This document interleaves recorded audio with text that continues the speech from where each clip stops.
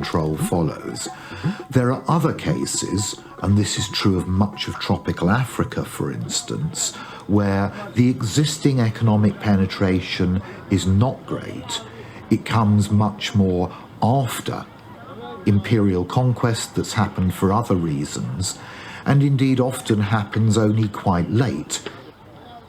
Quite a lot of British Africa only really starts to be, quote, developed, or if you prefer, intensively exploited economically in the very last years of the colonial era.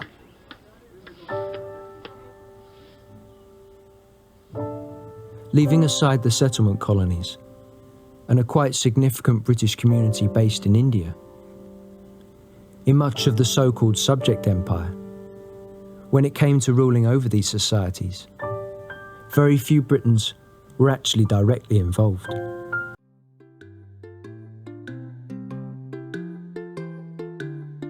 Exploited. Exploited. Exploited.